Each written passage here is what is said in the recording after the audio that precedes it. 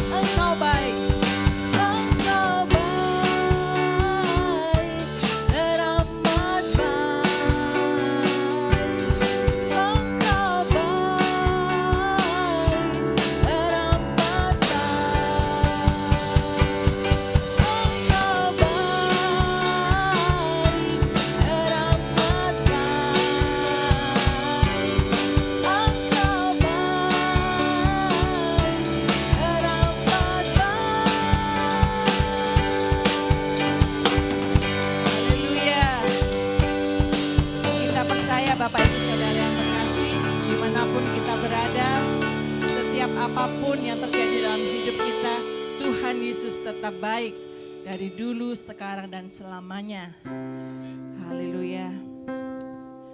Mari Bapak Ibu Jemaat yang dikasihi Tuhan, Kita akan mempersiapkan hati kita untuk kita boleh mendengar firman Tuhan. Kita katakan bahwa kita serahkan segala ketakutan, kekhawatiran kita di bawah kayu salib. Karena dialah penghibur kita. Mari kita bersama katakan, ku nyanyi haleluya Yesus. Aku tidak mau khawatir Tuhan. Aku tidak mau cemas Tuhan. Karena kami percaya Tuhan, pengharapan yang bisa kami andalkan hanya di dalam Engkau Yesus.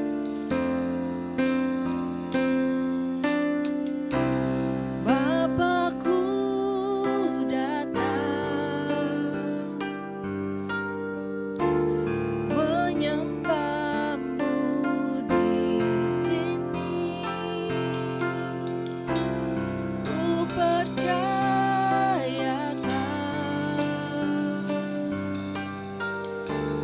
ada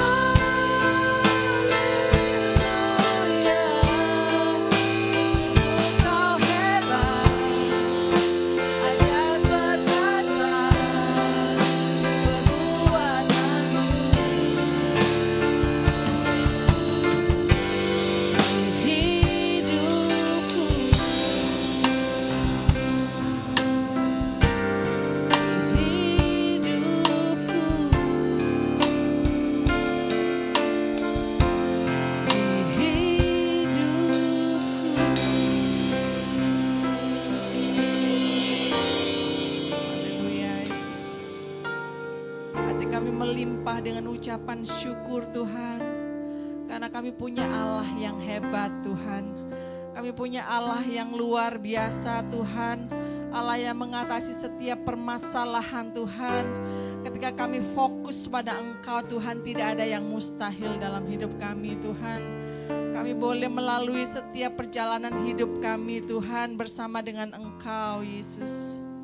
Tiba saatnya Tuhan kami akan duduk diam Tuhan, mendengarkan isi hati-Mu Tuhan yang akan disampaikan oleh hamba-Mu Tuhan. Mari Tuhan, pengurapan yang dari surga Tuhan turun atas hamba-Mu Tuhan. Sehingga kami Tuhan siap membuka hati kami Tuhan. Kami siap Tuhan mendengarkan Tuhan seruan isi hati-Mu Tuhan. Biarlah setiap perkataan yang keluar dari lidah bibir hamba-Mu Tuhan, itu hanyalah isi hati yang Engkau akan berikan pada kami Tuhan. Sehingga kami Tuhan boleh menjadi pelaku firman Tuhan. Kami siap mendengarkan firman-Mu Tuhan. Berbicaralah Roh Kudus, Engkau meteraikan firman-Mu dalam setiap hati kami. Hanya di dalam nama Tuhan Yesus kami berdoa dan mengucap syukur. Haleluya. Amin. Haleluya.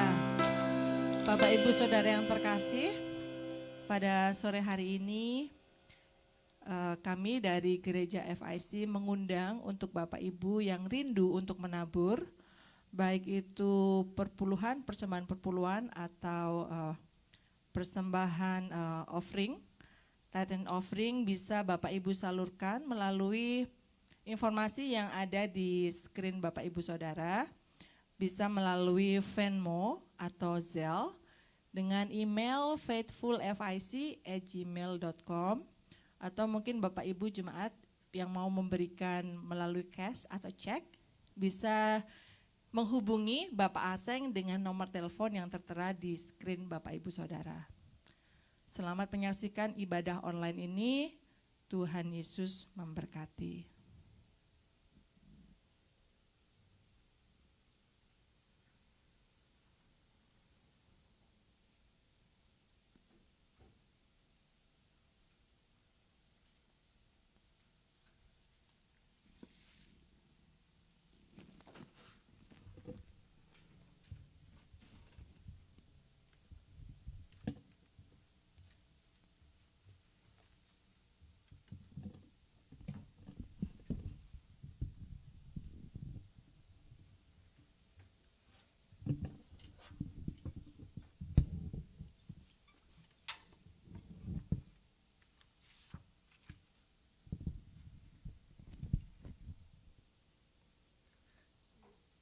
Shalom, selamat hari Minggu Bapak Ibu Saudara yang dikasihi Tuhan. Kembali kita berjumpa dalam ibadah live stream dari Faithful International Church. Dan sungguh satu sukacita bagi kita semua untuk bisa bersama-sama beribadah, datang dan menghampiri tahta kemurahan Tuhan. Bahkan sama-sama kita mengadakan persekutuan yang indah di dalam Tuhan kita, Yesus Kristus. Saudara yang dikasihi Tuhan, kita bersyukur atas hari ini dan biarlah di dalam waktu-waktu ini kita mau memfokuskan perhatian kita mau membuka hati kita dan kita mau sama-sama diberkati lewat pemberitaan firman Tuhan. Saudara yang dikasihi Tuhan, doa saya pada hari ini, dimanapun saudara berada, mungkin saudara menonton tayangan ini sendiri, atau mungkin saudara menonton tayangan live stream ini bersama suami atau bersama istri, mungkin bersama orang tua saudara, bersama anak-anak, atau bersama keluarga, atau mungkin saudara sedang dalam perjalanan menuju sebuah tempat, atau saudara sedang mengerjakan sesuatu, sambil saudara mengerjakan sesuatu, saudara mendengarkan firman Tuhan. Kami berdoa bersama-sama biarlah kebenaran firman Tuhan ini bisa memberkati Bapak Ibu Saudara. Saudara bisa mendapatkan jawaban, saudara bisa mendapatkan sebuah pewahyuan yang baru di dalam kebenaran firman Tuhan. Dan biarlah saat-saat ini apabila hidupmu sedang ada di bawah masalah, sedang mengalami tekanan, sedang mengalami jalan buntu, bahkan sedang mengalami satu problema yang cukup berat bagi Bapak Ibu Saudara. Kami berdoa pada saat saudara mendengarkan firman Tuhan ini, saudara menemukan kekuatan yang baru, saudara mendapatkan sebuah pewahyuan dan sebuah anugerah yang baru bersama dengan kebenaran firman Tuhan. Nah saudara, kita percaya bahwa setiap kebenaran firman Tuhan itu berguna untuk memperbaiki setiap perilaku, pikiran, dan segenap keberadaan kita harus diubah oleh kebenaran firman Tuhan. Karena kebenaran firman Tuhan merupakan terang dan merupakan pelita di dalam perjalanan kehidupan kita. Saudara yang dikasihi Tuhan, kalau memang dalam beberapa hari ini kita dibombardir, seperti kita dibanjiri oleh banyak informasi khususnya tentang apa yang terjadi di Amerika, bagaimana sekelompok ras mendapat satu tindakan diskriminatif dan perlakuan-perlakuan yang menurut sebagian pihak atau grup tertentu seperti tidak adil dan lain-lain. Ini semua semata-mata Tuhan izinkan saudara, bukan untuk membuat hidup kita semakin tidak mempunyai tujuan. Justru dengan ini semua Tuhan sedang menyatakan sesuatu yang baru bagi kita. Bahwa sebenarnya Bapak Ibu Saudara, yang kita harus tanggulangi, yang harus menjadi perhatian kita adalah sesuatu yang tidak nampak oleh kasat mata kita. Lawan kita, musuh kita bukanlah orang lain, bukanlah tetangga kita, bukanlah bos kita, bukanlah orang yang dapat kita lihat secara mata fisik kita, secara mata jasmani kita. Tetapi yang membuat hidup kita menjadi begitu banyak masalah adalah musuh kita adalah roh-roh penguasa-penguasa di udara.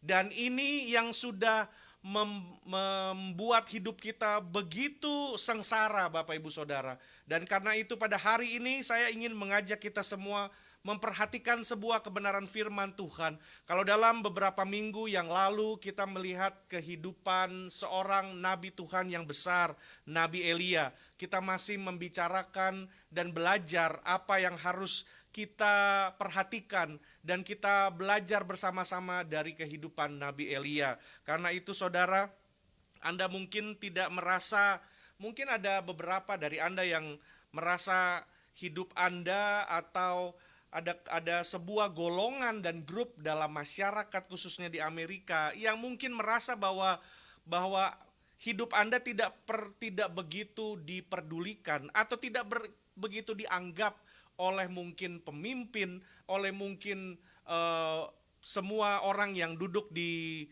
tempat pemerintahan. Tetapi dengan saat ini saya mau katakan saudara, di mata Tuhan setiap orang itu berharga saudara. Kalau belakangan ini kita melihat ada banyak spanduk, banyak statement bahwa Black life is matter. Sebenarnya saudara, every life is matter in God's eyes. Setiap kehidupan itu penting dan berharga di mata Tuhan saudara. Dan kita lihat bahwa di hadapan Tuhan segala sesuatu itu mempunyai nilai yang penting di hadapan Tuhan. Karena itu Yohanes pasal yang ketiga Bapak Ibu Saudara, Yohanes pasal yang ketiga ayat yang ke-16 dikatakan, karena begitu besar kasih Allah akan dunia ini sehingga ia telah mengaruniakan anaknya yang tunggal supaya setiap orang yang percaya kepadanya tidak binasa, melainkan beroleh hidup yang kekal. Di sana dikatakan saudara, karena begitu besar kasih Allah akan dunia ini, sehingga ia mengaruniakan anaknya yang tunggal, supaya setiap orang yang percaya kepadanya tidak binasa, melainkan beroleh hidup yang kekal. Sebab Allah mengutus anaknya ke dalam dunia ini bukan untuk menghakimi dunia, melainkan untuk menyelamatkannya oleh Dia. Barang siapa percaya kepadanya, ia tidak akan dihukum. Barang siapa yang percaya kepadanya akan diselamatkan. Saudara, kalau kita lihat nats tersebut ada 3 kata dunia yang diulang 3 kali. Dengan demikian itu memberikan kita sebuah pengertian bahwa orang-orang yang hidup di dunia ini, saudara, semua mempunyai nilai yang penting bagi Tuhan. Every life is matter. Karena itu saudara, kita mau melihat bagaimana pengorbanan Yesus Kristus. Bukan hanya untuk sekelompok orang saja, tetapi untuk semua orang. Semua orang yang percaya kepada Dia. Semua orang yang menuruti firman Tuhan. Semua orang yang mau menerima Yesus Kristus di dalam kehidupannya. Bukan untuk semua orang dan tidak ada sesuatu yang harus dikerjakan sebagai respon. Tetapi kepada setiap orang yang mau menerima, yang mau percaya, dan yang mau sungguh-sungguh menyerahkan hidupnya kepada Tuhan, saudara. Karena itu kita melihat Allah tidak mengutus putranya untuk mengutuki dunia, untuk menghukum dunia, tetapi Allah mengirimkan putranya untuk menyelamatkan manusia, saudara. Dan inilah yang penting bagi kita untuk kita mengerti bahwa di dalam kehidupan ini Allah adalah Tuhan yang penuh kasih. Tuhan yang menyayangi manusia. Kalau dalam masa-masa ini mungkin banyak kita yang berkata, di mana Tuhan di dalam kesulitan ini? Di mana Tuhan di dalam segala sesuatu yang menurut mata manusia adalah tidak adil, saudara. Tetapi kita lihat bahwa keadilan Tuhan berbicara pada waktu kita yang sesungguhnya tidak layak untuk diselamatkan. Kita yang harusnya dihukum, kita yang harusnya ada di dalam lembah dosa. Namun kita diselamatkan oleh Kristus. Itulah keadilan yang sesungguhnya, saudara. Berbicara mengenai keadilan adalah pada saat Allah menyelamatkan manusia. Pada saat Allah menyelamatkan seseorang yang tidak layak untuk diselamatkan, saudara. Dan disitulah letak keadilan yang sesungguhnya. Dan kita percaya pada saat kita mau datang kepada Tuhan, pada saat kita mau membuka hati, membuka diri kita kepada Tuhan, maka Tuhan akan menyatakan kasih-Nya kepada kita. Bahkan dikatakan di dalam firman Tuhan, Ia mati buat manusia, buat kita semua ketika kita masih berdosa. Ketika kita belum mengenal Tuhan, kita masih belum mengerti, kita diperbudak, dirantai oleh dosa. Kita tidak punya pilihan lain kecuali melakukan dosa.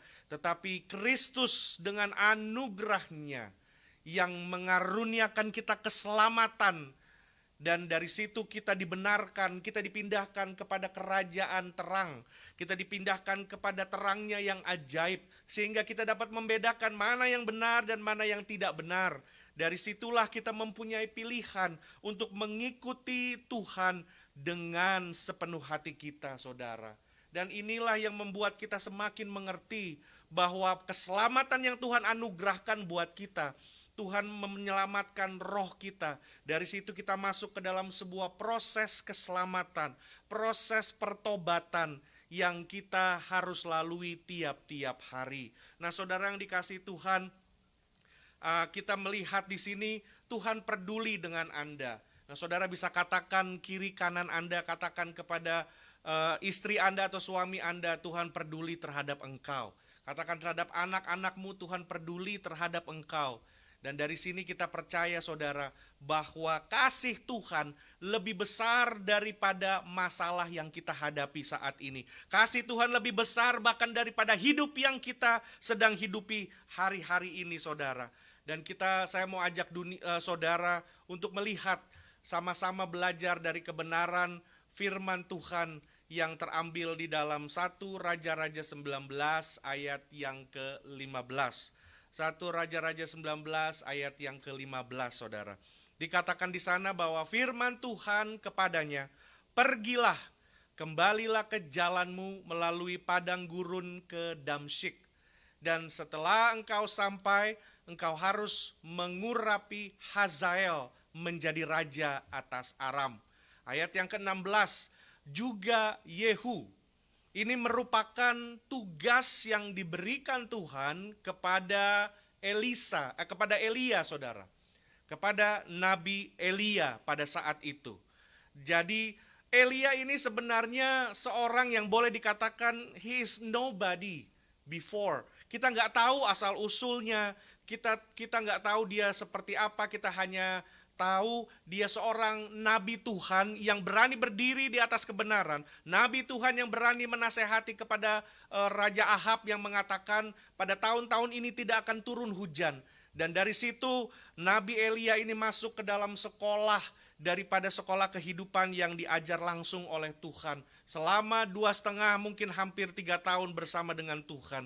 Dan dari situ Tuhan mempersiapkan dia untuk melawan semua nabi-nabi Baal. 400 dan 450 nabi-nabi Baal dikalahkan oleh Elia. Namun setelah itu Elia mendapat sebuah ancaman dari Ratu Isabel, di mana ratu ini terkenal sangat jahat, membunuh banyak nabi-nabi Tuhan.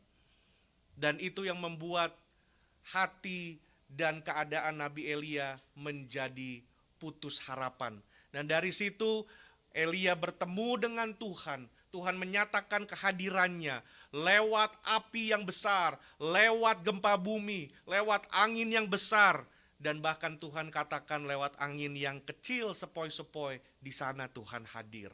Dan Tuhan mengajar Elia luar biasa, saudara. Dan dari situ Tuhan menyuruh Elia untuk pergi ke sungai Kerit untuk mempersiapkan hidupnya.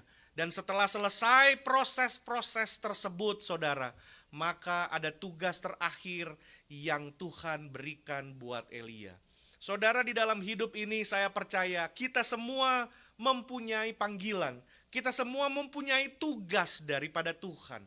Panggilan bukan hanya diberikan kepada seorang hamba Tuhan, seorang pelayan, tetapi kita sebagai manusia, kita mempunyai tugas dan panggilan yang spesifik di dalam hidup kita, saudara. Dan di dalam setiap tugas, selalu di antara masa-masa itu, Tuhan memberikan waktu-waktu di mana kita bisa kembali menelaah hidup kita. Kita bisa kembali melihat dan diberikan waktu untuk bisa mengintrospeksi diri kita. Diberikan waktu untuk bisa bersama dengan Tuhan. Waktu-waktu di mana kita mendapat kekuatan yang baru dengan Tuhan. Dan di antara tugas yang satu dengan tugas yang lain, di antara musim yang satu dengan musim yang lain, saudara, ada masa-masa di mana Tuhan hanya memberikan waktu kepada kita secara intim, saudara. Ada masanya Tuhan mengizinkan padang gurun itu ada dalam hidup kita. Nah, padang gurun ini bisa merupakan sebuah kesempatan kita diajar oleh Tuhan, dibentuk, dipersiapkan untuk sebuah tugas yang baru, untuk masuk ke dalam sebuah musim yang baru. Inilah rentetan hidup manusia, saudara. Inilah kehidupan kita semua.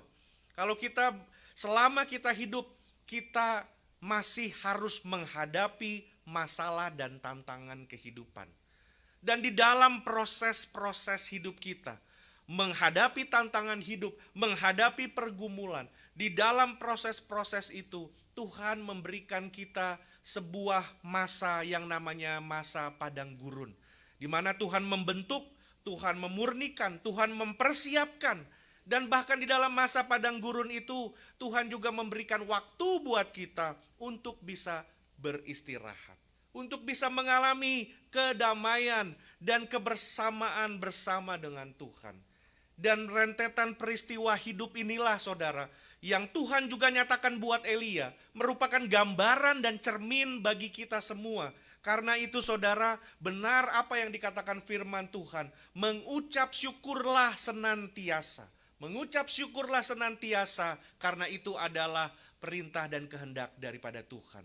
Karena itu, saudara, apabila kita ada di dalam sebuah masalah, sebuah tantangan kehidupan, sebuah pergumulan, baik itu pergumulan keluarga, pekerjaan, anak-anak dan lain sebagainya, kesehatan, kita percaya, saudara, bahwa Tuhan tidak pernah meninggalkan kita sendirian. Karena itu adalah janji Tuhan bagi kita semua, saudara. Dan pada saat ini apabila saudara mendengar firman Tuhan ini, saudara bisa katakan kepada hatimu bahwa engkau tidak sendirian. Tuhan senantiasa ada di dalam setiap proses kehidupanmu. Dan kita melihat bagaimana Tuhan berperkara dengan Nabi Elia pada masa itu, saudara. Pada saat-saat Elia memasuki mungkin era terakhir dari kehidupannya. Era terakhir dari kehidupannya, Tuhan tetap memberikan tugas kepada Elia. Karena itu saudara, saat ini saya mau katakan bahwa apabila ada saudara yang usianya sudah senior, opa, oma, yang sudah umurnya mungkin 60, 70, 80 tahun, saudara, bukan berarti saudara tidak mempunyai tugas dan tanggung jawab. Saudara tetap mempunyai panggilan dan tugas bagi saudara sekalian. Karena itu saudara, kita melihat bagaimana Tuhan mengajar dan membimbing kehidupan Elia.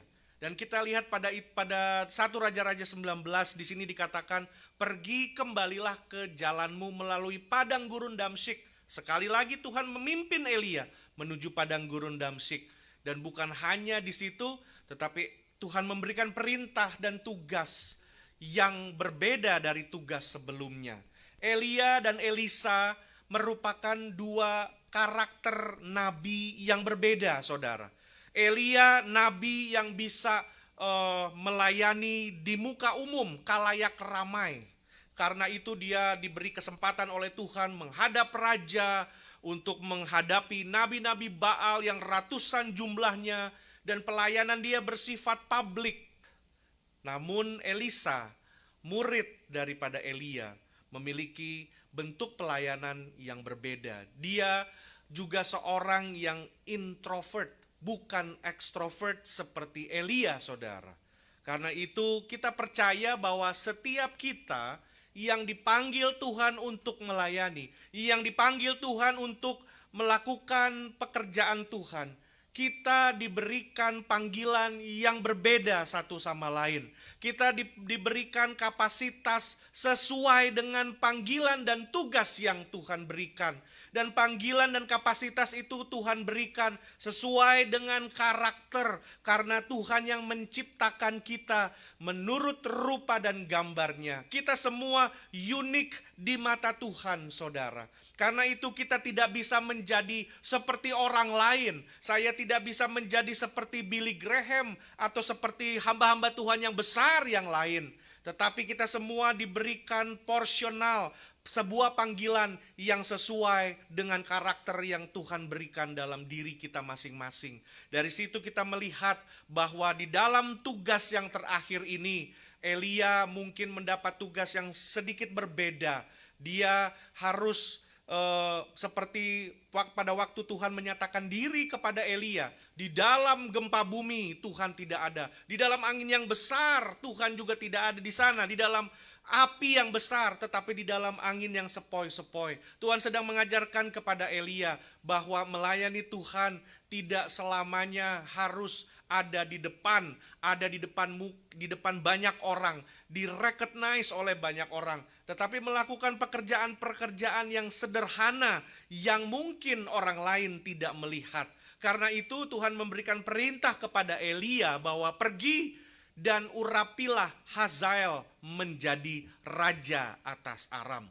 Nah, tugas ini ada 3, saudara. Mengurapi Hazael menjadi raja. Dan yang kedua juga mengurapi Yehu, cucu daripada Nimsi. Nimsi juga merupakan seorang raja dan juga harus diurapi menjadi raja atas Israel. Dan tugas yang ketiga adalah mengurapi Elisa bin Safat dari Abel Mehola untuk menggantikan Elia sebagai nabi Tuhan. Nah, saudara, pada saat itu kita melihat, saudara, kita bisa belajar dari kebenaran firman Tuhan ini. Seorang pemimpin yang besar, bukan hanya seorang pemimpin yang besar, saudara. Kita bisa belajar bagaimana kita sebagai orang tua memimpin keluarga dan anak-anak kita. Belajar dari seorang yang besar, yaitu Elisa. Orang yang besar tidak harus mempunyai kemewahan, mempunyai segala keistimewaan, benefit, bahkan mempunyai uang yang besar. Ada banyak orang-orang yang besar yang kelihatannya mempunyai uang juga yang kecil, saudara. Salah satu contohnya mungkin kalau saudara masih ingat tokoh proklamator Bung Hatta. Bung Hatta orang yang besar, saudara. Seorang tokoh sejarawan, orang yang disegani, orang yang besar. Namun di balik kebesarannya yang seperti itu, dia seorang yang sangat sederhana dan mungkin bisa dikatakan uangnya kecil. Karena untuk membeli sepatu beli pun semasa beliau masih hidup, beliau tidak mampu. Namun kalau kita lihat masa-masa ini, ada banyak orang-orang yang kecil quote unquote, tetapi uangnya besar. Orang-orang yang kecil inilah orang-orang yang karakternya dan mentalnya adalah orang-orang yang hanya bergaul pada air yang cetek, pada hal-hal yang hanya bisa dilihat kasat mata. Orang-orang yang tidak sabar, orang-orang yang mau ambil jalan potong, orang-orang yang tidak mau mengikuti proses, yang hidupnya yang hanya mau menerima dan tidak mau memberi, orang-orang yang menganggap dirinya victim dan lain segala macam. Inilah orang-orang rendah, saudara. Dan kita melihat bagaimana Elia sebagai salah satu nabi Tuhan, seorang yang besar, yang juga memikirkan masa depan, bukan hanya masa depan dari dirinya, tapi masa depan dari bangsa yang dia layani pada saat itu. Saudara, kita hidup, pada akhirnya kita hidup bukan untuk diri kita sendiri, tetapi kita hidup untuk semua keturunan-keturunan kita, saudara. Untuk semua anak-anak dan cucu-cucu kita. Dari sini kita bisa melihat bagaimana seorang yang besar pada akhirnya harus memberikan tongkat estafet kepada seorang yang namanya Elisa. Dan pada waktu dia menerima tugas ini, saudara yang dikasihi Tuhan, dia melihat tugas ini, saudara. Dan tugas ini, 3 tugas ini di dalam pengamatannya dan di dalam apa yang dia ketahui, mengurapi raja, mengurapi keturunan raja itu hal yang gampang. Itu hal yang mudah. Mengurapi Hazael dan kedua mengurapi Yehu, cucu raja, hal yang gampang, saudara. Tetapi mengurapi seorang yang bernama Elisa, anaknya Pak Safat, Elisa bin Safat, dari Abel Mehola adalah sebuah tugas yang tidak mudah. Mengapa saya katakan tidak mudah, saudara? Karena pada masa-masa itu, orang yang mempunyai nama Elisa itu cukup banyak, saudara. Itu yang saya sebutkan sebuah tugas yang tidak mudah. Nama tersebut adalah nama pasaran yang banyak sekali. Tugas yang tidak mudah, saudara. Sama seperti kita mencari seorang yang namanya Budi, anaknya Pak Wahyu di Semarang. Itu ada berapa ratus ribu orang, saudara. Sama seperti pendeta namanya Samuel. Berapa banyak nama Samuel? Banyak sekali. Jadi untuk mencari seorang yang bernama Elisa, anaknya Pak Safat, itu sama dengan mencari Budi, anaknya Pak Wahyudi di Semarang, yang kita nggak tahu jumlahnya berapa banyak. Dan ini yang Elia kerjakan terlebih dahulu. Terlebih dahulu. Dia bertanggung jawab, dia mengambil tugas yang berat. Saudara, itulah seorang pemimpin yang besar. Kalau di dalam, saudara, dalam dunia kita bekerja, kita mungkin pernah ketemu dengan orang-orang yang sebenarnya orang-orang kecil. Tanda kutip ya, saudara, orang-orang kecil. Saudara, saya pernah juga menemui orang mungkin dia berhenti kerja atau mungkin dia mau pindah kerja. Nah, saat dia menaruh tugas-tugasnya, ada banyak orang juga yang mungkin berkarakter seperti orang kecil. Berkarakter seperti orang kecil adalah misalnya orang ini bertugas di bagian finance atau bertugas di bagian yang sederhana, accounting dan lain-lain, atau mungkin ya hanya sederhana seperti data entry. Tetapi begitu dia berhenti, orang yang melanjutkan tugas dia kelabakan karena data yang harusnya dia serahkan secara rapi dan baik sudah berantakan, sudah hancur, atau bahkan dia ambil datanya dia bawa pergi. Karena mungkin dia marah dengan company tersebut, dia sudah dia tunggu-tunggu waktu untuk dia keluar. Dan orang-orang yang seperti ini kita temui banyak, saudara. Di mana dia berhenti bekerja, tugasnya dia sengaja acak-acakin. Nah, kita yang ketinggalan ini, waduh, kita yang ketiban pulung untuk membereskan semua ini. Ini contoh orang-orang kecil, saudara. Tetapi kita mau belajar bagaimana Elia, seorang pemimpin yang besar. Dan kita pun sebagai orang tua, saudara. Kita yang merupakan generasi pertama, generasi kedua yang pergi ke negara Amerika ini. Kita adalah generasi pertama yang mengambil tanggung jawab untuk memecahkan batu, mengambil porsi bagian yang terbesar dan terberat yang kita lakukan adalah forerunner, membuka jalan untuk anak cucu kita agar mereka bisa jadi orang yang jauh lebih hebat daripada kita, saudara. Dan itu yang Elia nyatakan di dalam tugas pelayanannya. Dia tidak memilih tugas yang gampang, tinggal pergi ke istana, dia sudah tahu Hazael, dia sudah tahu Yehu, cucu raja, semua. Walaupun mungkin tinggalnya di mana, tapi orang terkenal mudah didapatinya. Tetapi siapa yang mau mencari Elisa bin Safat? Sekali lagi, seperti mencari budi adaknya Pak Wahyudi di Semarang, saudara. Dan ini yang menjadi salah satu karakter yang harus kita perhatikan. Dia mengambil bagian yang terbesar. Bukan hanya Elia, saudara. Saya memberikan contoh Daud. Daud mau membangun bait Allah. Namun Tuhan katakan, tanganmu terlalu berlumuran darah. It's not you that will build my temple, but your son. Bukan engkau tetapi anakmu yang akan membangun. Tapi dengan itu pun, saudara, tidak membuat Daud menjadi santai dan menikmati early retirement. Tetapi dengan itu pun Daud mengumpulkan segala jenis kayu-kayu, batu-batu yang mahal dan lain-lain, disediakan semua untuk anaknya Salomo.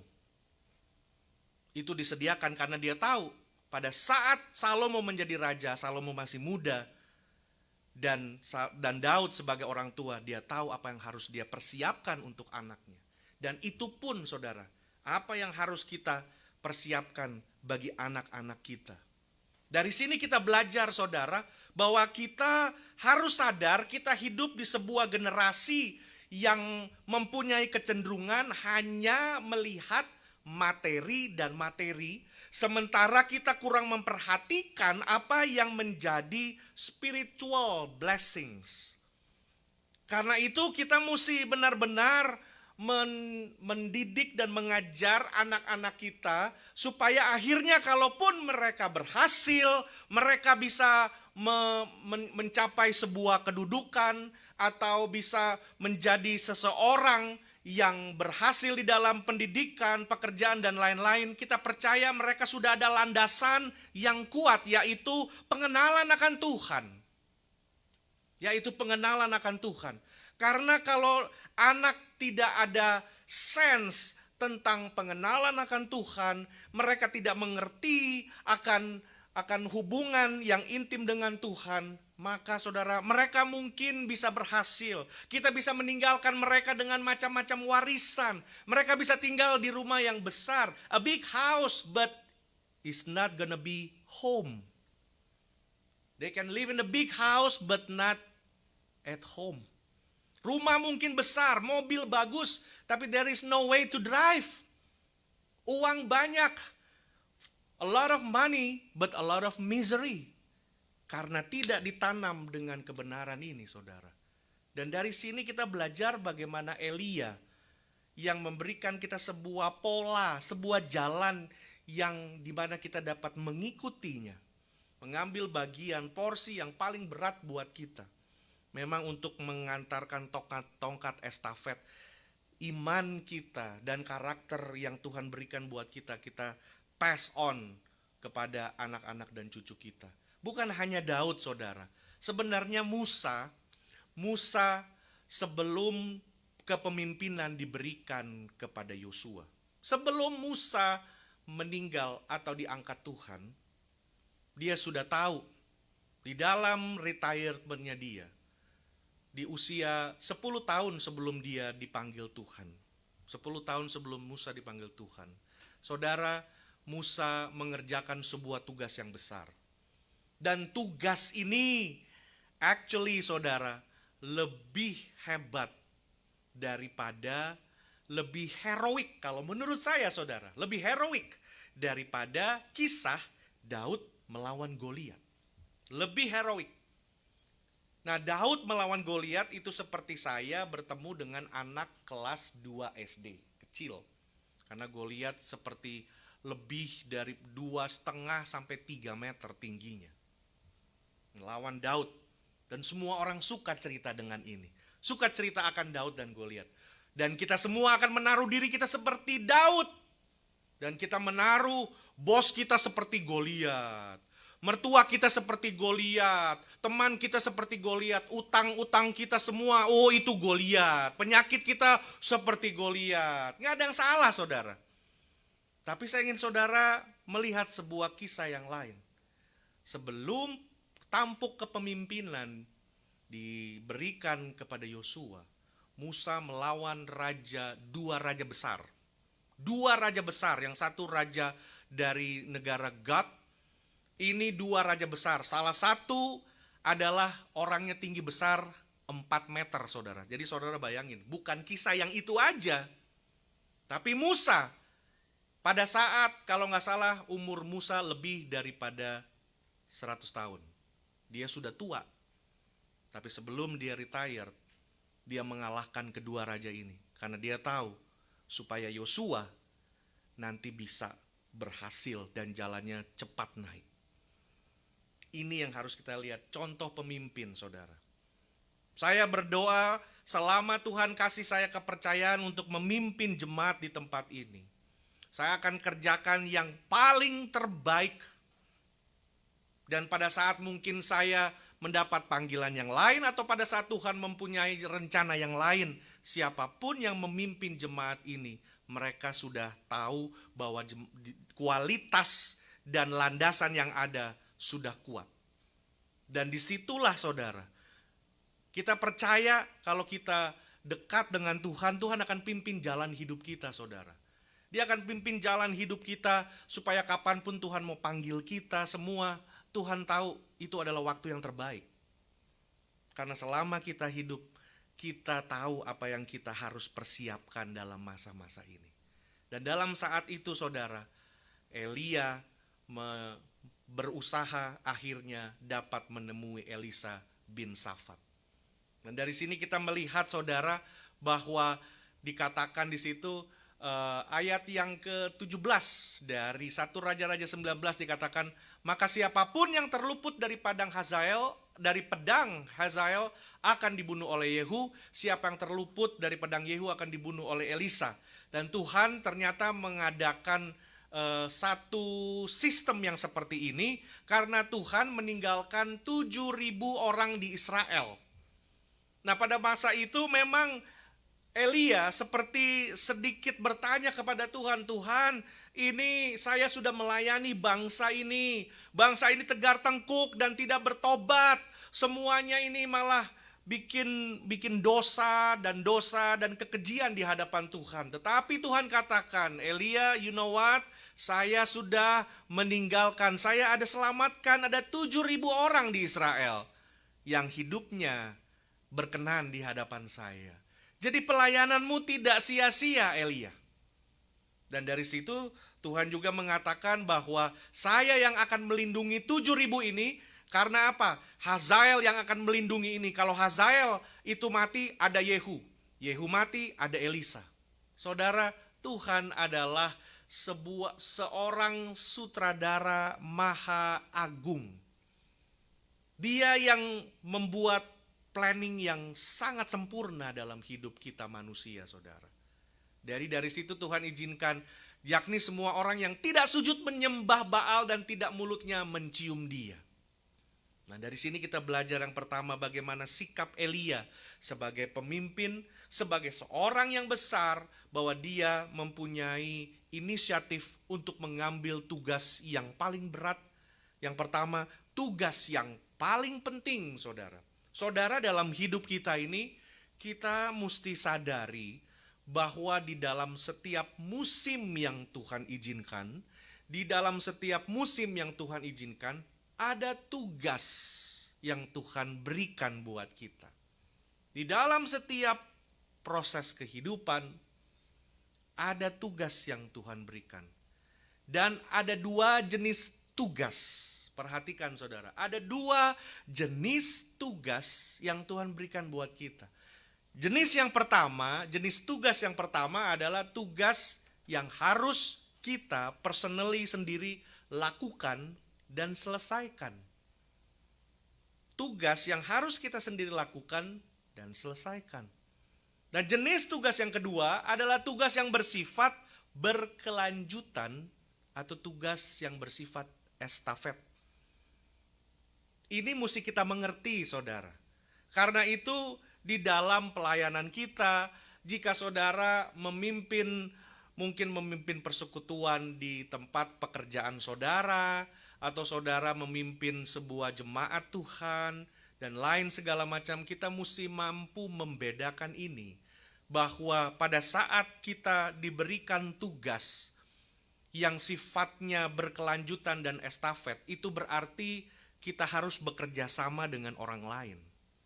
Karena itu akan meringankan beban kita dengan pendelegasian, pemuritan, dan lain segala macam. Karena kita tahu tugas ini berkelanjutan. Ada orang lain lagi setelah kita. Ada orang lain lagi yang ada di dalam tugas tersebut. Seperti kita sekolah saudara. Ada tugas secara tugas kita sendiri. Tapi ada tugas kelompok namanya. Dan di sini kita percaya Elia mengerti akan ahli ini. Karena itu dia mengerjakan tugas yang berat dan tugas yang mempunyai sifat berkelanjutan dan berkelompok. Kita mesti ingat ini saudara. Di dalam rumah tangga kita suami dan istri harus mempunyai pengertian yang seperti ini. Jangan semua terbeban hanya kepada satu orang dan lain-lain, tetapi kita ingat untuk mendidik dan membesarkan anak merupakan tugas ayah dan ibu. Papa dan mama kedua orang tua. Dan di dalam kita melayani Tuhan, memimpin jemaat Tuhan, ada bagian-bagian di mana kita melayani dengan hamba Tuhan yang lain yang ada di dalam gereja, di mana Tuhan berikan di bawah kepemimpinan kita. Ini yang harus kita bisa sensitif untuk melihatnya. Dan dari situ Elia menjadi berhasil karena dia berusaha menemui Elisa untuk diurapi, menggantikan Elia saudara. Dan kita lihat kelanjutan ceritanya saudara. Setelah Elia pergi dari sana, pasal 19 ayat yang ke-19, setelah Elia pergi dari sana, ia bertemu dengan Elisa bin Safat yang sedang membajak dengan ke-12 pasang lembu. Sedang ia sendiri mengemudikan yang ke-12. Kita berhenti dulu di sana saudara. Saudara bisa lihat ada warna hijau, font atau tulisannya saya berikan warna yang berbeda. Pada saat Elia ini pergi dan mampu bisa akhirnya menemui Elisa saudara. Kita melihat Elisa ini seorang anak muda yang bertanggung jawab dan anak muda yang memang dia ini seorang pengusaha muda saudara. Pengusaha muda. Dan kita lihat dia sedang membajak dengan ke-12 pasang. Kalau bicara ke-12 pasang berarti ada berapa lembu saudara? Ada 24 lembu. Dan dia sendiri yang mengemudikan 12 lembu itu dengan dia sendiri. Kalau saudara khususnya yang dari Indonesia kita ya, kita familiar mungkin pernah melihat namanya karapan sapi. Banyak dari daerah Jawa dan Madura. Karapan sapi ini sapinya cuma 2 ya saudara. Tapi di sini kita lihat ada 12 pasang lembu. Itu berarti banyak. Pertama dia seorang pengusaha, kedua dia seorang kaya. Pengusaha kaya yang muda. Dia tahu he knows what he's doing. Dia tahu apa yang dia kerjakan. Dan dia ahli dalam apa yang dia kerjakan. Ini yang harus kita lihat, saudara. Tuhan memanggil seseorang, itu ada waktu dan kondisi yang Tuhan tahu yang paling tepat. Kadang-kadang kita pikir, oh nanti Tuhan kalau sudah begini, kalau sudah begitu, kalau begini, begitu. Tetapi kalau Tuhan sudah panggil, kita harus segera bilang ya, saudara. Dan pada saat itu, saya mau mengajak saudara melihat karakter dan sosok Elisa sebagai anak muda, seorang muda yang bertanggung jawab dan dia berhasil dengan apa yang dia kerjakan. Dia tahu mengenai lembu-lembunya, dia tahu kondisi lembunya yang sehat seperti apa, yang sakit seperti apa, dia mengerti. Dia bukan hanya mengerti tentang lembu-lembunya, dia mengerti tentang tanah yang dibajaknya. Karena apabila ada 12 pasang, 24 ekor lembu, itu berarti tanahnya besar, saudara. Kalau bahasa Jermannya besar. Jadi besar, saudara. Makanya ada 24 lembu. Dan dia sendiri yang kendalikan. Dan saya percaya dia bukan hanya ahli tentang dia tahu keadaan kondisi sapi-sapinya atau lembu-lembunya, kondisi tanah dan semuanya, agriculture dan semuanya. Dan dia juga paham mengenai memimpin pegawai-pegawainya. Ini yang mesti kita perhatikan, saudara. Dia paham, setiap pagi dia datang, dia briefing, dia panggil, bagaimana dia juga tahu penjualan ini hasilnya semua. Everything he's master on it and dia di depan semua itu. Ini yang membuat kenapa Tuhan menyuruh Elia untuk mencari Elisa. Karena Tuhan tahu orang-orang yang setia dan taat bertanggung jawab dengan apa yang dia kerjakan, itu yang Tuhan cari. Tuhan gak melihat kepintarannya dan lain-lain, saudara. Tapi saya ingin saudara melihat bagaimana ketaatan dan kesetiaannya dia. Walaupun dia seorang yang mempunyai mungkin bisnis keluarga dari orang tuanya, saudara.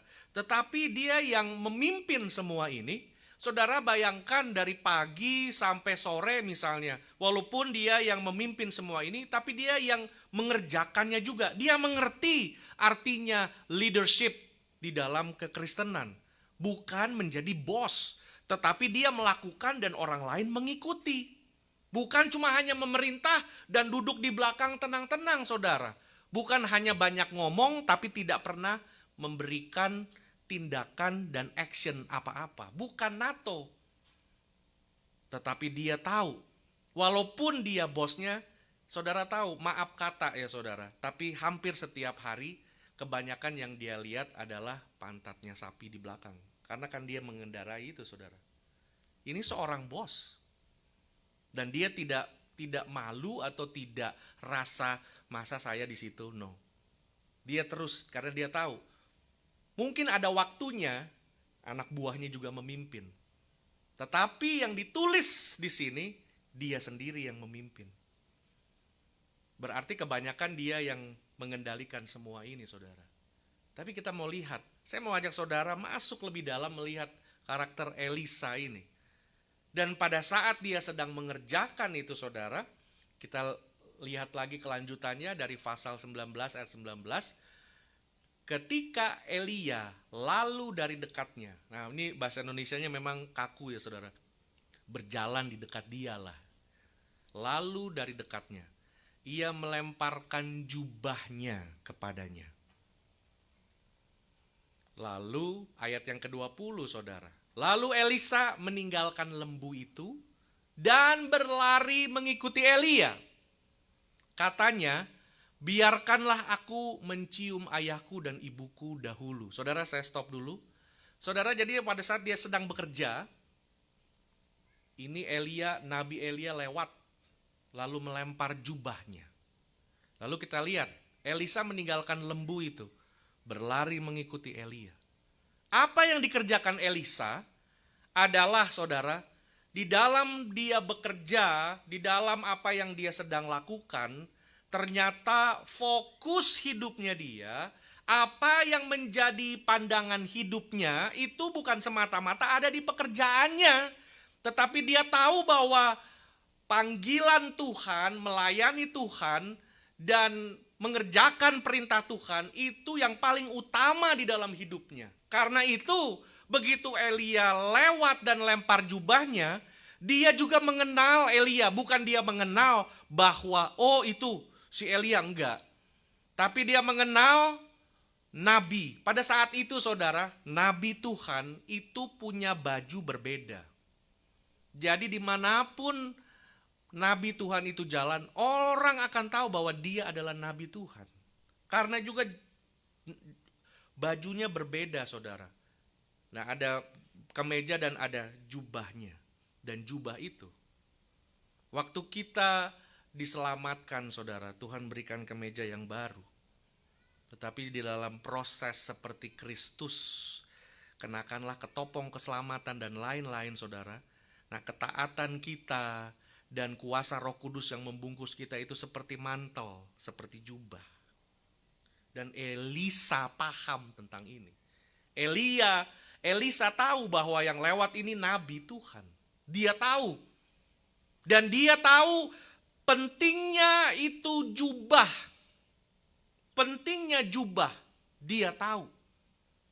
Dia bukan secara personal, dia kenal Elia karena dia sering lihat di TV, mungkin enggak. Tapi dia tahu, oh ini nabi Tuhan. Pada saat jubahnya itu dilempar, dia melihat sebuah kesempatan, opportunity, dan dia melihat panggilan Tuhan. Yang artinya saudara, kita boleh bekerja. Bukan berarti kita ini harus semuanya tinggalkan pekerjaan dan lain-lain. No saudara, selama kita hidup di dunia ini, kita masih memerlukan uang dan lain-lain. Kita punya tanggung jawab untuk membesarkan dan mengurus keluarga dan lain-lain. Karena itu kita memang harus bekerja. Tapi di dalam pekerjaan pun kita harus punya pengertian bahwa pekerjaan kita tidaklah lebih penting. Yang pertama, tidaklah lebih penting dari keluarga kita. Yang kedua, pekerjaan kita tidaklah lebih penting daripada hubungan kita dengan Tuhan sendiri. Ini yang harus kita mengerti saudara. Ada banyak di dalam hidup kita, kita tempatkan pekerjaan menjadi yang segala-galanya. Karena itu gak heran saudara, di dalam dunia ini kita hanya bisa achieve satu hal.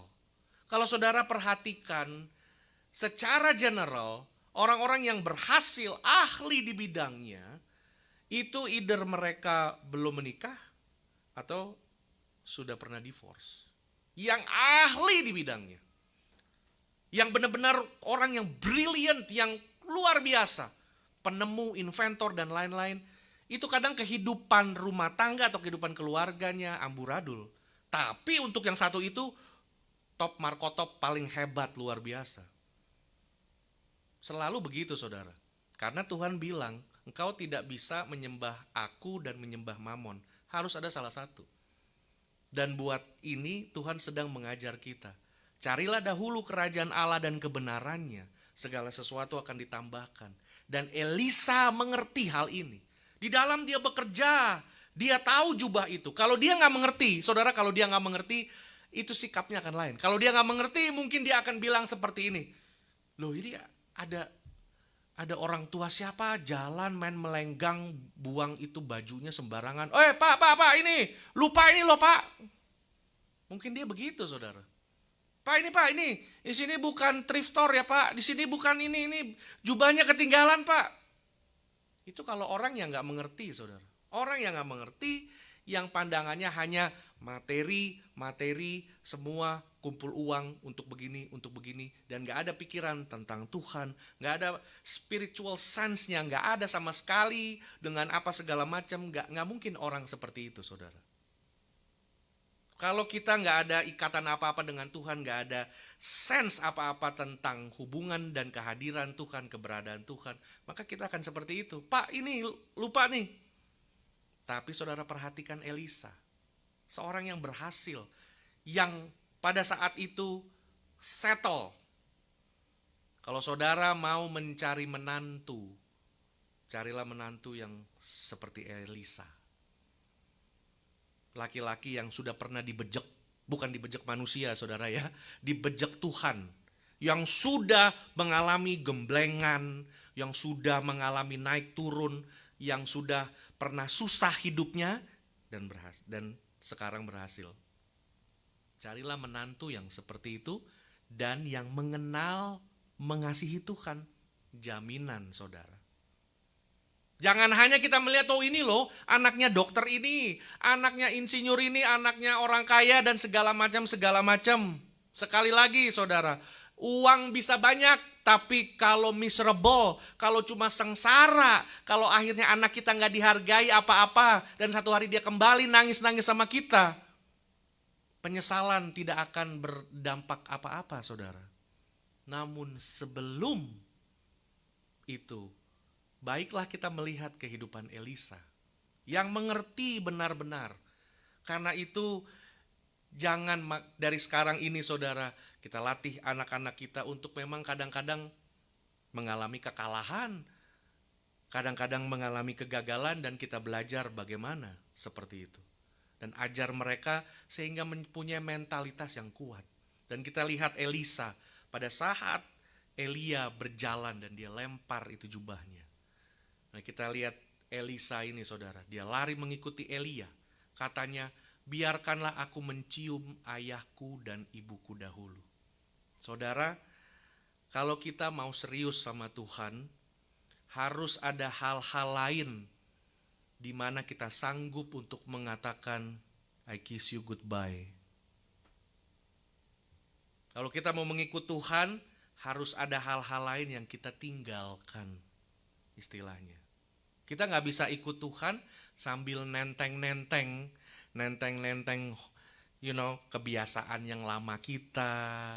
Kita nenteng, ini nih Pak, ini ngikut Tuhan ya, ngikut Tuhan, tapi perlu ini juga gitu.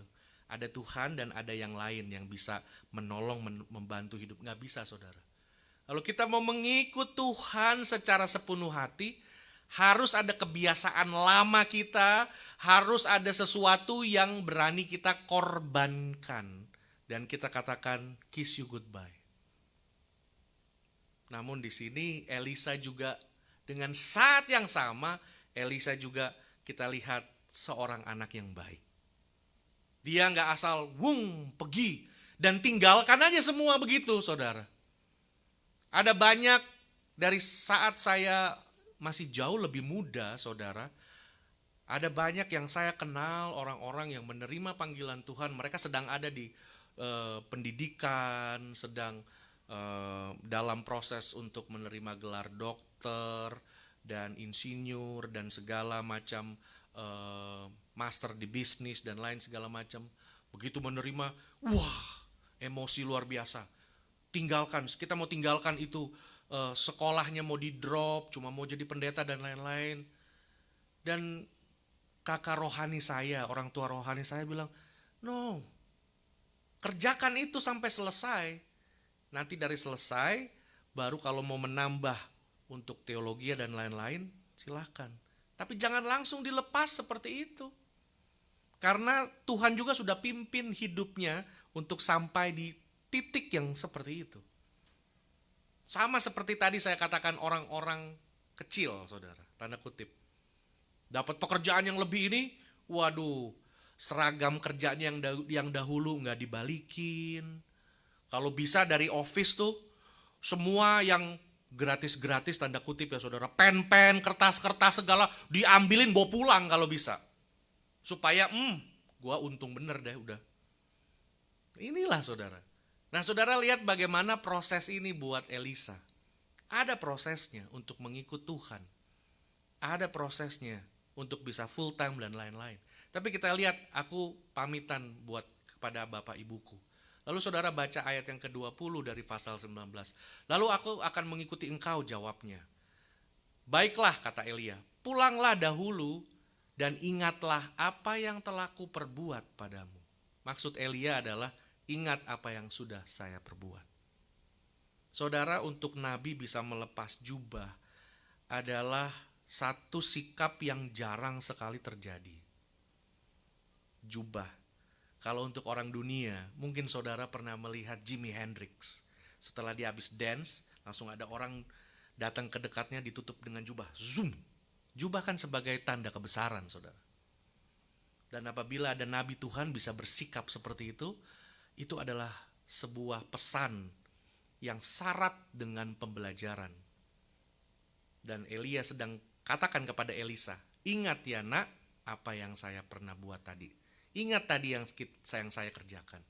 Lalu ayat yang ke-21 saudara. Lalu berbaliklah ia dari Elia. Ia mengambil pasangan lembu itu yang tadi dia sedang drive, menyembelihnya dan memasak dagingnya dengan bajak lembu itu sebagai kayu api, bajak yang digunakan itu ya saudara. Dan ia memberikan daging itu kepada orang-orangnya. Bayangkan, tadi saya bilang saudara, dia punya pegawai.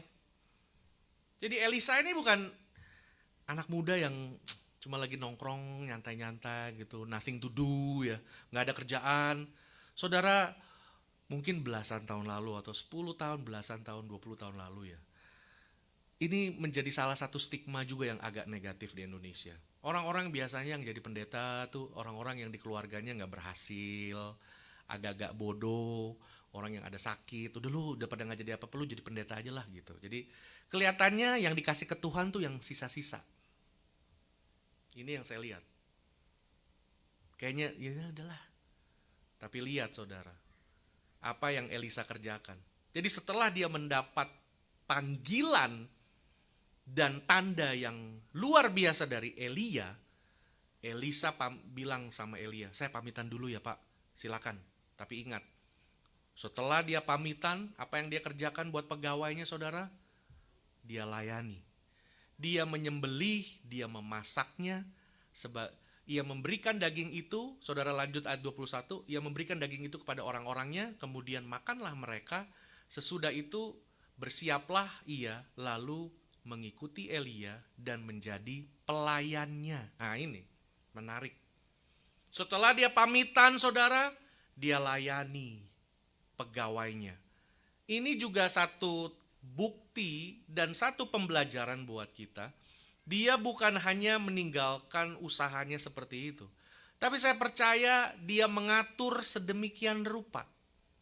Dengan dia melayani, saya percaya dia juga mungkin bicara, dia ada sedikit short meetings here and there, dia bicara kepada orang-orang yang dia sudah percayakan untuk meneruskan semua ini.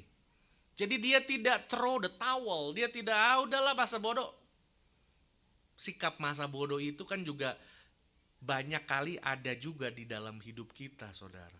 Kalau kita sudah begitu semangatnya, udah begitu berapi-api dan saudara kita, udah biar itu saudara. Kadang-kadang sikap seperti itu kita mesti tahu juga bagaimana waktu dan timingnya kita harus atur baik-baik, dikembalikan segala sesuatu di tempatnya yang baik, segala sesuatu. Itu salah satu ciri orang besar saudara. Jadi karakter walaupun ada sifat yang berbeda, tetapi ada karakter-karakter Kristus yang ada di Elisa, ada juga di Elia.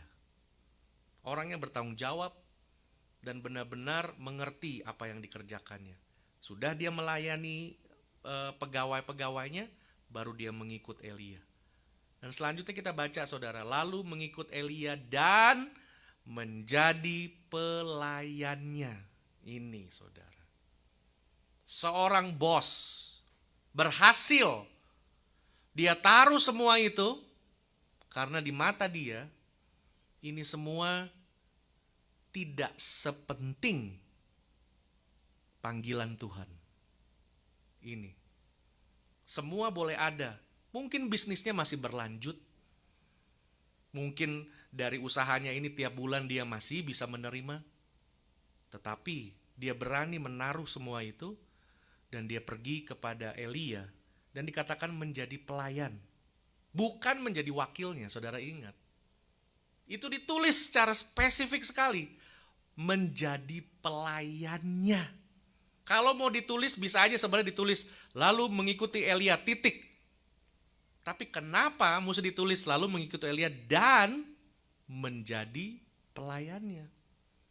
Saudara, ada banyak kali kita mungkin sudah bergereja dari kecil, sudah bergereja 10, belasan, puluhan tahun. Tetapi banyak orang-orang yang di gereja yang Mungkin bilangnya mau melayani, tetapi juga sikapnya juga bisa seperti bos, saudara. Mungkin bisa mengatur pendetanya dan lain-lain, kita nggak tahu. Tapi dikatakan di sini Elisa mengikut Elia menjadi pelayannya. Seorang yang berhasil, yang sudah settle semua dan mengikuti Elia untuk menjadi pelayannya. Pelayan, saudara, berarti dia yang bawa tasnya, pelayannya Elia. Tapi dari sini kita mau belajar, saudara, bagaimana sikap hatinya itu yang Tuhan lihat. Nah, saya mau ajak saudara untuk terus dalam perenungan ini, pemikiran ini. Karena minggu yang akan datang kita mau melihat bagaimana Elisa meminta double portion roh daripada Elia. Dan akhirnya Tuhan berikan. Karena apa juga, saudara? Elisa sudah setia dengan perkara-perkara yang kecil. Perkara membajak sawah, membajak tanah, mengurus sapi lembu, pegawai-pegawai semua. Setia, perfectly setia dengan yang kecil. Dengan pegawai-pegawai dia layani setia. Karena itu tidak mustahil dia dapat yang besar. Kalau Elia melakukan mujizat 16 kali, saudara, Elisa melakukan 32 kali. Jadi pepatah Indonesia itu memang benar ya. Guru kencing berdiri, murid kencing berlari. Menjadi lebih besar. Tapi kita akan belajar bagaimana seorang pemimpin mau memberikan dan melihat anak yang dipimpinnya menjadi lebih besar. Karena gak semua orang bisa menerima fakta itu, saudara. Kalau sekarang saudara memimpin, saudara melihat ada pendeta-pendeta yang jauh lebih muda, bisa melakukan hal yang wah, mungkin bicara bahasa Inggris lebih fasih dari saya dan lain segala macam. Apakah kita akan terkorek? Kita akan belajar hal itu minggu depan, saudara. Tapi dari hari ini kita belajar mengenai sosok Elia, orang besar, berhati besar, yang hidupnya bukan hanya memikirkan diri sendiri, tetapi juga mempersiapkan untuk masa depannya dan masa depan bangsa yang dipimpinnya, yang dilayaninya. Dan juga bagaimana dia melakukan perintah Tuhan. Paham akan setiap tugas daripada Tuhan. Ada tugas personel dan tugas juga yang individu dan tugas yang berkelanjutan atau tongkat estafet di mana dia harus bekerja sama dengan orang lain. Dia mengerti.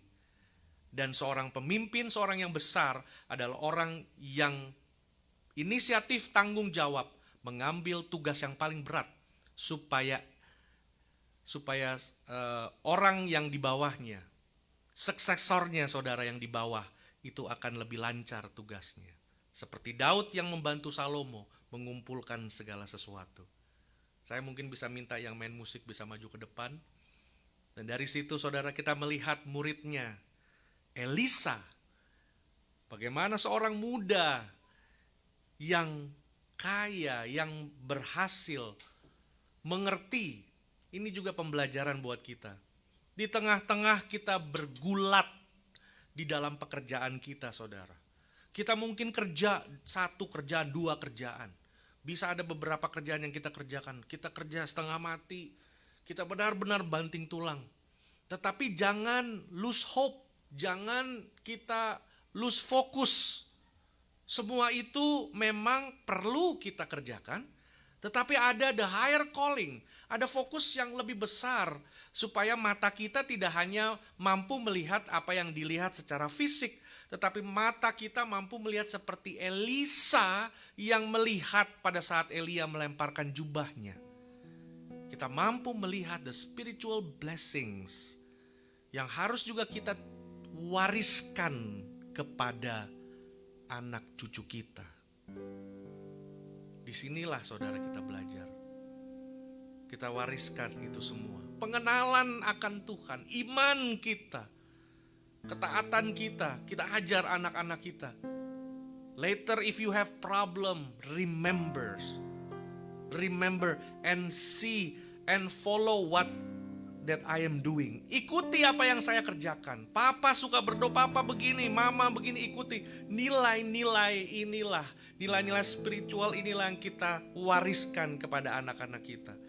Karena pada saat nanti mereka berhasil, saudara, mereka tahu yang paling utama bukanlah materi dan apa yang mereka lihat, tetapi hubungan mereka dengan Tuhan. Karena itu mereka mampu membeli rumah yang besar, dan mereka juga mampu membuat house to become a home. Untuk mereka tahu apa yang mereka miliki, semua datang dari Tuhan. Mereka mengerti, kalaupun mereka punya banyak uang dan semua yang Tuhan percayakan, hidup mereka juga tidak akan miserable. Karena mereka tahu ada Tuhan yang jauh lebih penting daripada materi dan keberhasilan yang mereka dapatkan. Pelajaran-pelajaran ini, saudara, kebenaran seperti ini yang harus kita ajar kepada gereja dan tubuh Kristus. Karena pada masa-masa ini, apabila anak tidak mengerti, anak tidak akan bisa belajar bagaimana untuk respect the authority, mengerti tugas dan tanggung jawab, belajar to appreciate, menghargai. Karena itu gak heran ada segala macam protester dan lain-lain. Oh well, kita semua tidak ada yang sempurna, saudara. Namun kita mengerti, di dalam kita hidup, kita tahu kita harus respect kepada orang tua. Kita harus respect kepada otoritas yang ada di atas kita. Kita harus belajar menghargai setiap hal yang sederhana, yang kecil, agar begitu kita dapat yang besar, kita tahu bagaimana how to handle it. Dan dari sini, saudara, hati saya juga tertuju kepada semua keluarga-keluarga, orang-orang yang menonton dan melihat tayangan firman Tuhan ini. Saudara, marilah kita datang kepada Tuhan. Kita mau berdoa, kita mau belajar dari kehidupan Nabi Elia dan intersesornya, yaitu Elisa, Nabi Elisa. Bagaimana Tuhan beracara dan Tuhan mengatur kedua orang ini dalam hidup mereka dan memakai mereka untuk melakukan pekerjaan-pekerjaan Tuhan yang luar biasa. Dan mereka orang biasa sama seperti kita, saudara. Karena itu saat ini saya mau mengajak saudara untuk mari kita menundukkan kepala kita. Kita datang kepada Tuhan. Haleluya, haleluya. Bapa, di dalam nama Yesus, pada saat ini kami datang kepadamu ya Tuhan. Hamba-Mu membawa setiap orang yang ada di dalam ruangan ini dan setiap orang yang mengikuti live stream khotbah ini ya Tuhan, dimanapun mereka berada, dengan siapapun mereka berada saat ini, apapun yang sedang terjadi dalam hidup mereka Tuhan, hamba-Mu berdoa di dalam nama Yesus. Tuhan, ada jamahan yang baru, ada pewahyuan yang baru. Tuhan mau angkat hidup mereka, pertolongan datang daripada Tuhan. Dan kami percaya Tuhan tidak akan pernah meninggalkan mereka. Kesetiaan Tuhan dan keadilan Tuhan akan nyata dalam hidup mereka ya Bapa. Tuhan, kami percaya bahwa keadilan Tuhan tidak hanya berlaku pada saat kami dijahati orang dan Tuhan membalaskan buat orang itu. Bukan hanya masalah itu, tetapi keadilan Tuhan berlaku pada saat kami struggling, kami bergumul. Tuhan adil dengan memberikan kami kemampuan, the ability to endurance, untuk untuk terus berjalan, memikul salib Kristus. Disitulah letak keadilan Tuhan dan kesetiaan Tuhan bagi kami. Dan kami percaya biarlah kebenaran firman Tuhan, apa yang Tuhan sudah lakukan dengan Nabi Elia dan Elisa, itu yang akan merasuki hati dan pikiran kami, yang akan mengubahkan kami from the inside out. Dan kami percaya saat ini kami diberkati Tuhan di dalam nama Yesus. Terima kasih Bapa, terima kasih Tuhan. Dan biarlah kami diubahkan, kami berjalan dengan kekuatan Roh-Mu ya Tuhan. Di dalam nama Tuhan Yesus Kristus kami berdoa dan kami mengucap syukur. Haleluya, amin. Puji nama Tuhan Bapak Ibu Saudara. Dan pada saat ini kita akan memasuki perjamuan kudus. Kita akan sama-sama mengambil bagian di dalam satu bentuk ibadah kita saudara, yaitu kita mengambil tubuh dan darah Kristus. Dan kita percaya dalam masa-masa ini, biarlah tubuh dan darah Kristus ini menjadi sebuah berkat yang khusus bagi kita semua. Dan saya mengundang Pak Samuel Gosal dan Pak Leo Tehumuri supaya bisa maju ke depan. Haleluya, haleluya. Saya mengundang saudara untuk mengambil roti yang sudah dipersiapkan dan anggur bagi Bapak Ibu Saudara yang ada di rumah.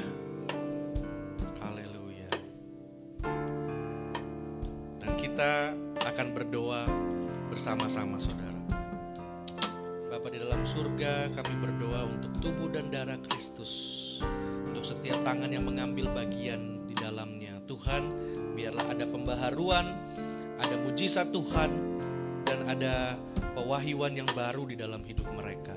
Biarlah tubuh dan darah Kristus ini bukan hanya menjadi perjanjian yang baru, tetapi menjadi satu sukacita yang baru karena penyertaan dan kesetiaan Tuhan yang nyata dalam hidup kami. Di dalam nama Yesus kami berdoa, haleluya, amin.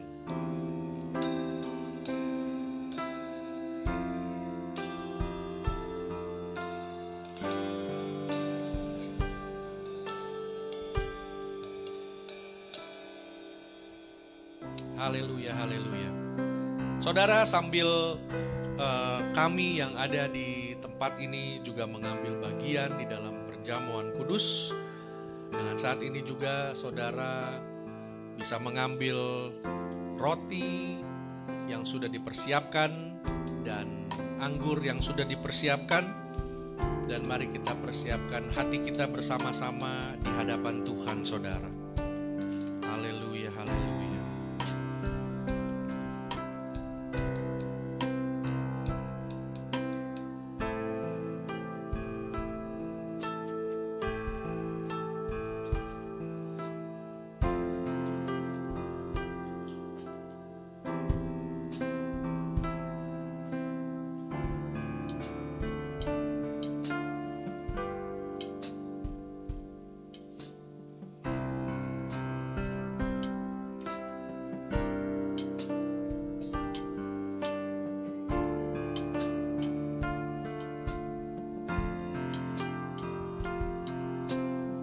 Apabila sudah ada roti bersama dengan saudara, saudara bisa pegang bersama-sama di tangan kananmu.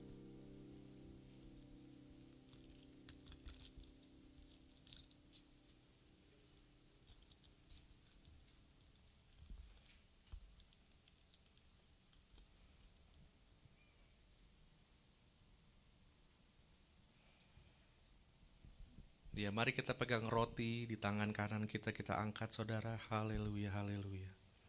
Sebab apa yang telah kuteruskan kepadamu telah aku terima dari Tuhan, yaitu bahwa Tuhan Yesus pada malam waktu ia diserahkan mengambil roti, dan sesudah itu ia mengucap syukur atasnya, ia memecah-mecahkannya dan berkata, inilah tubuhku yang diserahkan bagi kamu. Perbuatlah ini menjadi peringatan akan aku. Terima kasih Tuhan atas tubuhmu yang sudah diremukkan karena pelanggaran-pelanggaran kami. Terima kasih atas kesetiaan dan ketaatan Tuhan sampai mati di kayu salib buat kami yang seharusnya dihukum, yang seharusnya berdosa ini, tetapi mendapatkan anugerah daripada Tuhan, diselamatkan, dibenarkan, dikuduskan karena tubuh dan darah Kristus. Karena itu Tuhan, kami mengucap syukur atas pengorbanan-Mu, dan biarlah tubuh-Mu ini Tuhan menjadi sebuah kuasa yang baru dalam hidup kami, dalam tubuh kami, sehingga segala sesuatu apa yang masih gelap dalam hidup kami akan diterangi oleh kebenaran firman-Mu, akan diterangi oleh kuasa Kristus. Terima kasih Tuhan Yesus, di dalam nama Yesus, haleluya.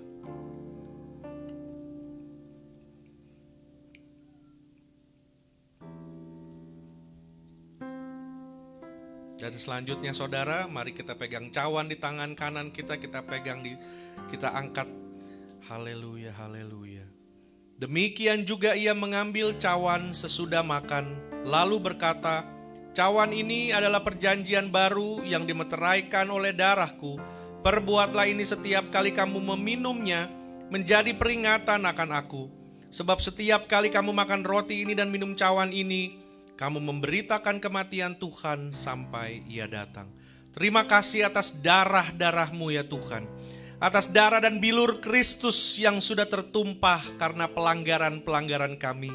Dan biarlah darah dan bilur Kristus ini Tuhan bisa mengerubah hidup kami. Kami yang sakit disembuhkan. Kami yang belum sungguh-sungguh akan dijamah Tuhan dan sungguh-sungguh bertobat dan mengalami pembaharuan dengan Engkau ya Tuhan. Dan biarlah darah-Mu ini mempunyai kuasa. Kuasa yang ada di dalam diri kami lebih besar dari segala kuasa yang ada di dunia ini ya Tuhan. Karena itu Tuhan, biarlah darah Yesus memulihkan hidup kami. Terjadi restorasi, terjadi pembaharuan, dan terjadi pertobatan yang sungguh. Karena darah Yesus yang sudah membaluri hidup kami. Di dalam nama Yesus, terima kasih Tuhan. Haleluya.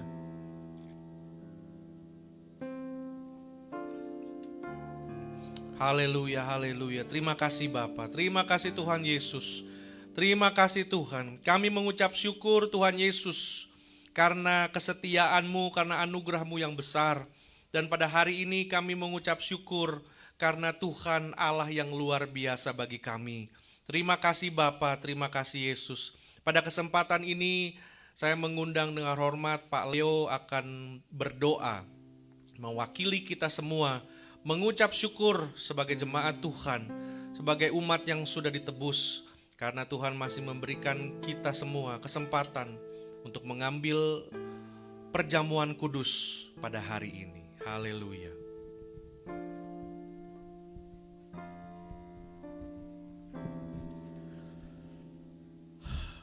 Jemaat yang baik, mari kita berdoa mengucap syukur kepada Tuhan kita yang Maha Kuasa dan Maha Esa dan Maha Baik.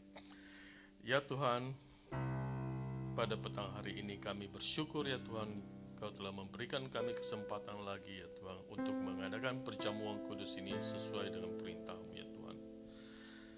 Perjamuan kudus ini juga mengingatkan kami bahwa kami manusia yang tidak layak sudah Engkau layakkan. Kami sudah Engkau merdekakan menjadi anak-anak-Mu ya Tuhan. Terima kasih ya Tuhan Yesus atas pengorbanan-Mu di kayu salib. Terima kasih juga ya Tuhan atas firman-Mu yang baru saja dibawa oleh Pak Sam tentang Elia dan Elisa ya Tuhan Yesus. Dan apabila dalam hidup kami ya Tuhan Yesus, umpamanya kami sebagai pemimpin, biarlah kami bisa bertanggung jawab seperti Elia ya Tuhan Yesus. Apabila kami dari murid-murid, kami bisa merendahkan diri seperti Elisa ya Tuhan Yesus. Kedua cerita ini adalah bekal yang sangat baik buat kami ya Tuhan Yesus, yang menuntun hidup kami. Terima kasih sekali lagi ya Tuhan Yesus. Dalam nama Tuhan Yesus yang Maha Kuasa, kami berdoa dan mengucap syukur. Amin. Puji Tuhan, baik Bapak Ibu Saudara, kita mengucap syukur. Karena itu setelah ini kita akan mendengar beberapa update, pengumuman tentang pelayanan dan setiap kegiatan dari Faithful International Church. Saya panggil Pak Samuel Gosal untuk memimpin kita di dalam pengumuman.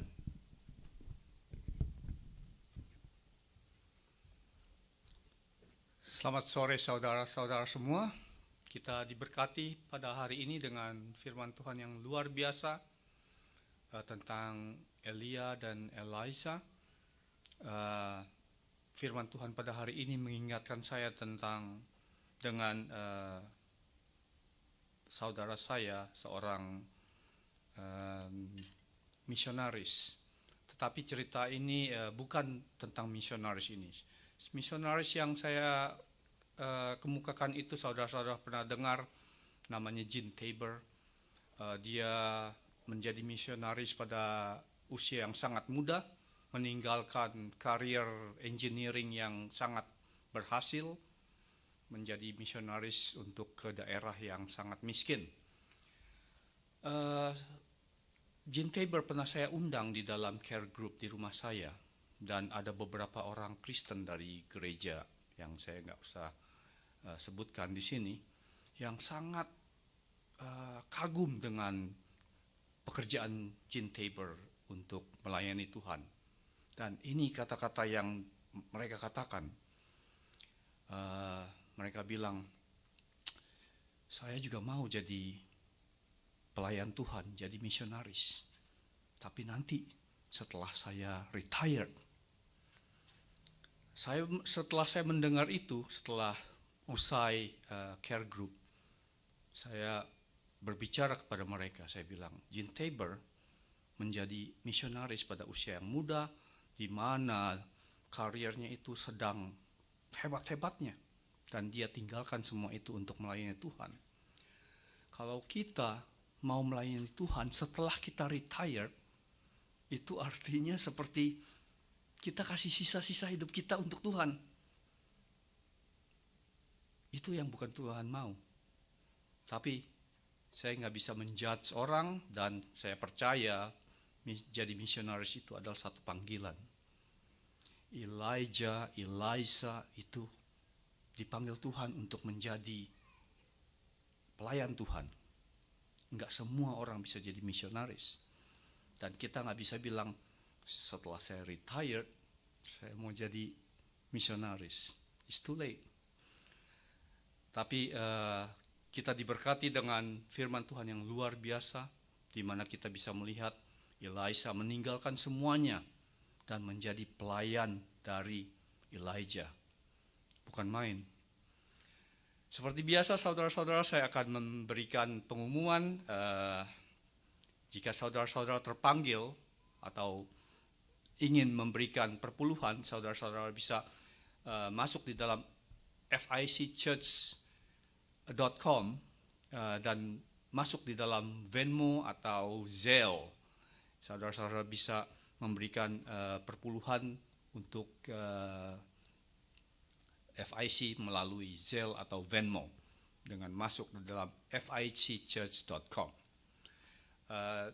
Dan juga saudara-saudara yang terpanggil untuk memberikan cash atau cek bisa menghubungi saya, Samuel Gosal, dengan telepon yang akan tertera di slide, atau juga saudara-saudara bisa menghubungi Pastor Sammy untuk memberikan cek atau cash also. Okay?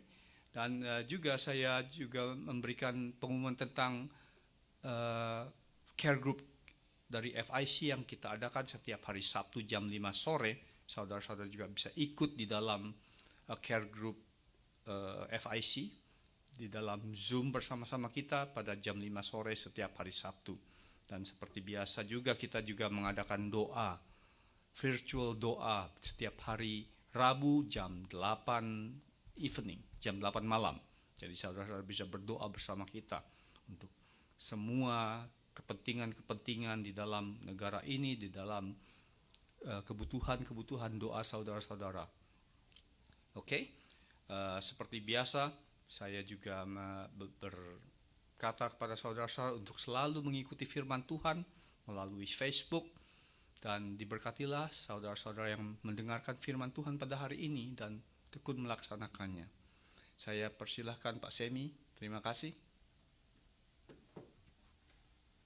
Ya, puji Tuhan Bapak Ibu Saudara, mewakili setiap jemaat dan atas nama seluruh gereja, saya mengucapkan terima kasih atas support, perhatian, doa, persembahan, ucapan syukur, perpuluhan yang sudah kami terima, baik itu melalui online giving ataupun melalui cek, cash yang sudah saudara berikan.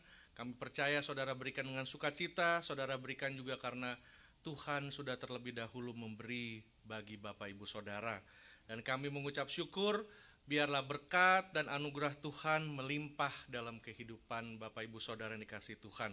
Nah, sore ini juga kami mengucap syukur atas setiap pelayan-pelayan Tuhan, setiap kita yang sudah hadir di dalam gereja Tuhan. Pada hari ini adalah hari pertama gereja FIC membuka pintu gedung gereja, sekali lagi pintu gedung gereja, karena pintu gereja yang sesungguhnya tidak pernah tertutup. Bapak Ibu Saudara yang ada di rumah, kami yang membawa gereja datang kepada Bapak Ibu Saudara setiap minggu.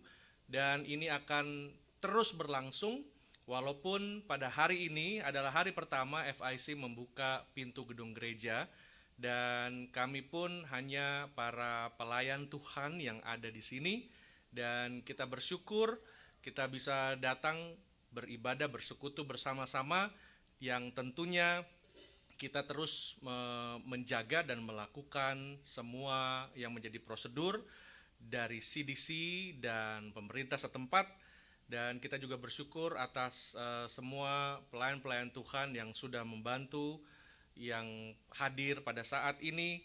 Ada Ibu Peggy, Pak Albert, juga Pak Stefano, Ibu Afifa, dan ada kami semua yang melayani di sini, Pak Samuel Gosal, Pak Leo Tehuburi, Ibu Susana Wijaya, Ibu Irene Gosal, juga dengan Pak God Bless dan Pak Samuel Toto, juga dengan Ibu Tini.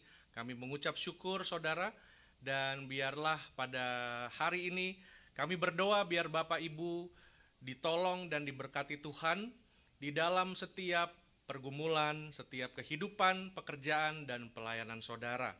Dan biarlah sekali lagi saudara bisa mengikuti khotbah-khotbah renungan, ada khotbah setiap hari Minggu, dan nanti saya akan meneruskan renungan-renungan singkat. Saya bersyukur saudara sudah setia mengikuti 40 hari di dalam Mazmur Tuhan. Di kesempatan yang akan datang, it will be soon, saya akan merilis renungan singkat dengan judul T180. T-nya yaitu dari total atau turn, 180 perubahan. Ini merupakan satu bentuk renungan singkat 5-7 menit. Dan kita berdoa biarlah pelayanan dari gereja FIC dapat memberkati banyak saudara-saudara sekalian, bahkan membawa berita Injil sampai ke ujung dunia. Dan kami bersyukur apabila saudara dapat mensubscribe, pencet gambar lonceng, mengikuti kelanjutan dan mengikuti berita pengabaran Injil dari FIC melalui channel YouTube dan dari Facebook. Dan biarlah kami percaya di dalam apa yang saudara kerjakan, usahamu tidak akan sia-sia di hadapan Tuhan. Terima kasih saudara, mari kita bangkit berdiri bersama-sama. Kita akan mengakhiri ibadah kita pada hari ini. Dan mungkin kita bisa menyanyikan satu lagu, Kami Memuji Kebesaran-Mu. Kita akan mengucap syukur kepada Tuhan saudara. Dan biarlah pada hari ini saudara sekalian bisa sama-sama menikmati kehadiran Tuhan bersama dengan kami di tempat ini. Dan kita akan ketemu minggu depan. Dan kita akan tetap ada di dalam doa bersama hari Rabu jam 7.30 dan hari Jumat jam 7.30. Haleluya.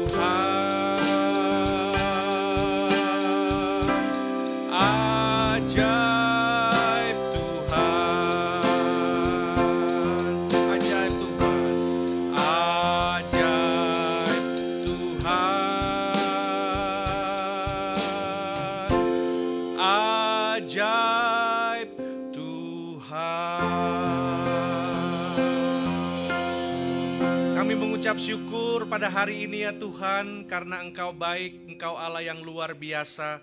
Terima kasih atas firman-Mu, terima kasih atas waktu di mana kami bisa mengambil bagian di dalam perjamuan kudus. Terima kasih atas semua kebaikan Tuhan. dan kasih kemurahan Tuhan dalam hidup kami. Dan pada akhirnya kami mau mengangkat tangan kami untuk menerima berkat Tuhan. Tuhan menyinari engkau dengan wajah-Nya. Apabila engkau mendengar firman Tuhan, taat dan setia, engkau melakukannya, maka apapun yang tanganmu kerjakan dibuat Tuhan menjadi berhasil. Diberkatilah engkau di dalam keluargamu, di dalam pekerjaan usahamu dan bahkan sekolahmu. Dan biarlah berkat Abraham, Ishak dan Yakub akan membuat engkau naik dan bukan turun, menjadi kepala dan bukan ekor. Dan biarlah anugerahnya serta berkat-Nya yang melimpah melalui Roh-Nya yang kudus akan memperlengkapi kita semua dari sore malam hari ini sampai Tuhan Yesus datang kedua kali Maranatha. Di dalam nama Tuhan Yesus Kristus, haleluya, amin. Terima kasih Bapak Ibu Saudara, selamat hari Minggu, Tuhan Yesus memberkati. Haleluya.